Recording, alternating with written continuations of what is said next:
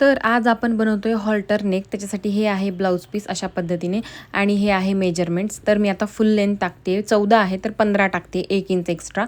नंतर 7 इंचाचं शोल्डर घेते कारण की हॉल्टर नेक आहे. आणि नंतर 6.5 इंच डाऊन घेते आर्म होलसाठी. नंतर माझी आहे 9.5 इंचाची फिटिंग आहे, तर एक्स्ट्रा घेते त्याच्यामध्ये 2 इंच ईजसाठी. त्याच्यानंतर आपण नेक घेतो आहे 3.5 इंचावर आणि खाली नेक डाऊन घेतो आहे 7 इंचावर. नंतर मी बस्ट पॉईंट मार्क करते, तो आहे 9.5 इंचावर. नंतर 1 इंच खाली जायचं आहे आणि तिथून डार्ट घ्यायचा आहे. आपल्याला 1.5 इंचाचा डार्ट घ्यायचा आहे. खाली 3.5 आणि वर खाली 4 आणि मध्ये आतमधल्या भागाला 3.5 असं घ्यायचं आहे.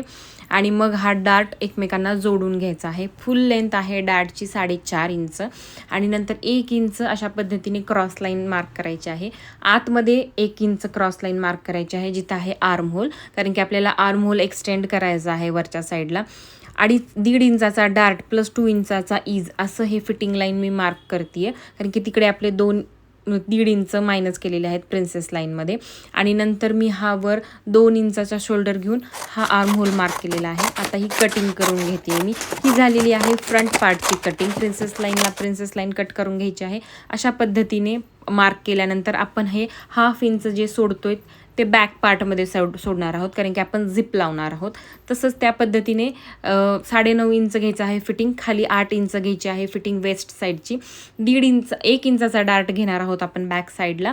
तो 1 इंच आपण इथे खाली वेस्टमध्ये ॲड करायचा आहे आणि प्लस 2 इंच आपला ईज असेल. अशा पद्धतीने झाली आहे ही बॅक साईडची कटिंग. आणि आपण फक्त 1 इंचाचा नेक घेणार आहोत. 3.5 इंचाची विड्थ आणि याची लेंथ जी आहे ती 1 इंचाची घेणार आहोत, कारण की आपल्याला बसवायची आहे कॉलर. तर मी आता सगळ्या ज्या ड्राफ्टिंग आहेत त्या मेन ब्लाऊजवर कटिंग करून घेते आहे. अशा पद्धतीने आपण अशा पद्धतीने यूज करणार आहोत ते जे आहे आपलं अस्तर तसं. आणि बॅक पार्ट फ्रंट पार्ट दोन्हीची पण व्यवस्थित अशी कटिंग करून घ्यायची आहे. पण कटिंग करण्याच्या आधी ब्लाऊज पीसला प्रेस करायचं विसरायचं नाही आहे, ज्याच्यामुळे जिथे पण झोळ असेल तिथे निघून जाईल. आणि त्याच्यानंतर मी इथे फॅब्रिक ग्लूने अस्तर आणि मेन ब्लाऊज पीस स्टिक करून घेणार आहेत, कारण की ह्याच्यामुळे आपला वेळ वाचतो आणि ब्लाऊज पण व्यवस्थित छान फिनिशिंगमध्ये येतं.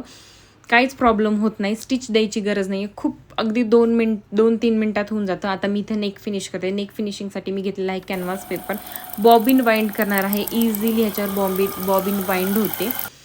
आणि आता मी हे नेक फिनिश करून घेते. नेक फिनिशिंग एकदम छान पद्धतीने करायची आहे. आपल्याला नॉचेस द्यायचे आहेत, त्याच्यामुळे तो नेकचा जो व्यवस्थित जो आकार घेतलेला आहे तो येतो आपल्याला तशा पद्धतीने. आता मी हा कट करून घेणार आहे व्यवस्थित. थोडंसं एकदम 1/2 इंच सोडून कट करायचं आहे, कारण की आपल्याला नॉच द्यायचे आहेत त्याच्यामुळे. आणि मग अशा पद्धतीने एकदम योग्य असे छोटे छोटे नॉच द्यायचे आहेत. जो आपण पानगळा घेतलेला आहे त्याचा व्यवस्थित कॉर्नर निघण्यासाठी आपल्याला हे व्यवस्थित नॉच देणं खूप जास्त गरजेचं आहे. आणि अशा पद्धतीने मी एक्स्ट्राचं कॅनव्हास कट करून घेतलेलं आहे. आणि आता हे फोल्ड करायचं. त्याच्या आधी मी हे स्टिच करून घेतलेलं आहे आणि स्टिच केल्यानंतर आता मी हे फोल्ड करते. आधी प्रेस करायचं आहे व्यवस्थित, म्हणजे ते छान फोल्ड होतं. आधी मी हातानेच त्याला टर्न करून घेते आहे, म्हणजे प्रेसिंगला पण मला सोपं जाईल त्याच्यामुळे. तर चांगल्या पद्धतीने प्रेस करून घ्यायचं आहे. आपण रिव्हील सिव्हिल टेप लावणार आहोत ह्याला, ज्याच्यामुळे आपल्याला हेमिंग करायची गरज नाही आहे, तुरपाई किंवा मग आपण जे बॅक स्टिचेस घेतो ते करायची गरज नसते. ही रिव्हील सिव्हिल टेपने खूप जास्त फिनिश नेक दिसतो. समोरच्या साईडला सुद्धा कुठल्याही प्रकारची स्टिच दिसत नाही. आणि एकदम प्लेन आणि फिनिश्ड नेक पाहिजे असेल तर तुम्ही रिव्हील सिव्हिल टेप नक्की यूज करा. तर नेक फिनिश करून झाल्यानंतर आपण हा काठ जोडून घेणार आहोत शोल्डर आणि प्रिन्सेस लाईनच्या गॅपमध्ये. आणि पूर्ण तेवढा काठ आला पाहिजे. पूर्ण शोल्डर आणि प्रिन्सेस लाईनमध्ये आपण छोटी पट्टी घेणार आहोत. पूर्ण आपण ते कवर करून घेणार आहोत. आणि अशा पद्धतीने फर्स्ट एका साईडचं लावून झालेलं आहे, दुसऱ्या साईडलाही असं लावणार आहे. त्याच्यामध्ये कुठल्याही प्रकारचा कॅनव्हास टाकायचा नाही आहे, जस्ट फोल्ड करायचं आणि त्याच्यावरून स्टॉप स्टिच द्यायची आहे. एक्स्ट्रा फॅब्रिक जे आहे ते कट करून घेणार आहे मी इथे, कारण की आपल्याला फक्त शोल्डर लाईन, कारण की आपण शोल्डर अगदी 1 इंचाचंच ठेवलेलं आहे त्याच्यामुळे.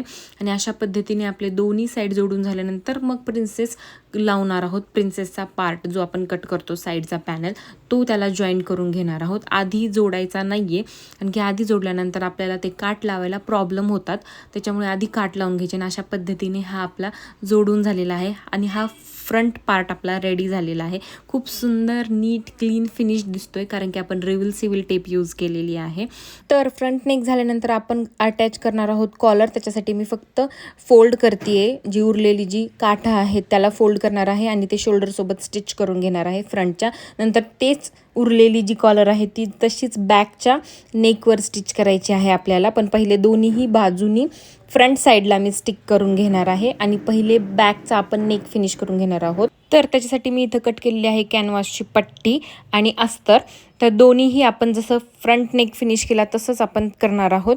तर दोन्ही साईडनी हे आपण लावून घेणार आहोत अशा पद्धतीने. 1-1 इंचाचा नेक आहे आणि 3.5 इंच आपण वाईड घेतलेला आहे फ्रंटचा जसा आहे तसा. त्या पद्धतीने आपण हे अशा पद्धतीने फिनिश करून घेणार आहोत. त्याच्यानंतर स्टिच दिल्यानंतर नॉचेस देणार आहोत. तसंच रिव्हर्सिबल टेप जसं आपण फ्रंट पार्टला लावली तशाच पद्धतीने बॅक पार्टला आपण लावणार आहोत. नॉचेस द्यायचं विसरायचं नाही आहे. आणि अशा पद्धतीने बॅकचा पण नेक फिनिश झालेला आहे.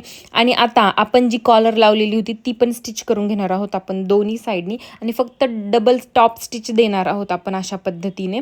आता आपण बॅक पार्टला झिप अटॅच करणार आहोत. आपण जे 1/2 इंच सोडलेलं आहे ते आतमध्ये पलटवून घ्यायचं आहे, प्रेस करायचं आहे. त्याच्यानंतर टॉप स्टिच सारखे आपण झिप लावणार आहोत कारण की ही जॅकेट स्टाईल झिप आहे. आणि अशा पद्धतीने झिप लावल्यानंतर आपण आता आर्म होल फिनिश करणार आहोत. त्याच्यासाठी मी बायसमध्ये पट्ट्या कट करते. बायसमध्ये पट्ट्या कट करते कारण की आर्म होलचा आकार असतो व्यवस्थित असा आणि बायस पट्ट्या कशाही आपल्या आकारामध्ये दुमडल्या जातात, त्याच्यामुळे मी बायस पट्टी कट करते. पहिले सिंगल पट्टीवर स्टिच करायचं आहे आणि नंतर डबल फोल्ड करून त्याला स्टिच करायचं आहे. आतमध्ये तुम्ही हेमिंग करा नाहीतर रिव्हर्सिबल टेप लावा, ती तुमची इच्छा. त्याच्या पद्धतीने करायचं आहे. जर तुम्हाला जास्त फिनिशिंग पाहिजे असेल तर तसं करायचं. आता हे पूर्ण झालेलं आहे. आता आपण फिटिंग करणार आहोत. 9.5 इंचावर मी चेस्टची मार्किंग करते आणि खाली 8 इंचावर 8.25 8.5वर आहे मग त्याच्यावर मार्किंग करते वेस्टची. आणि मग अशा पद्धतीने एक लाईन मार्क करून घेते. छान अशी व्यवस्थित फिटिंग येण्यासाठी प्रॉपर मार्किंग करून घ्यायची आहे. आणि मग त्याच्यानंतर त्याच्यावर टिप देते मी दोन्ही साईडनी आतमध्ये फोल्ड करायचं व्यवस्थित. तर आपलं ब्लाऊज आता रेडी झालेलं आहे. बॅक साईडची झिप बघा किती छान बसलेली आहे. आणि आता मी चांगल्या पद्धतीने प्रेस करून घेणार आहे ज्याच्यामुळे त्याचा लुक चांगला येईल. जर तुम्हाला पण असेच ब्लाऊज पाहिजे असेल तर कमेंट करा मला किंवा मला कॉन्टॅक्ट करा, मी तुम्हाला नक्की शिवून देईल. Okay, bye.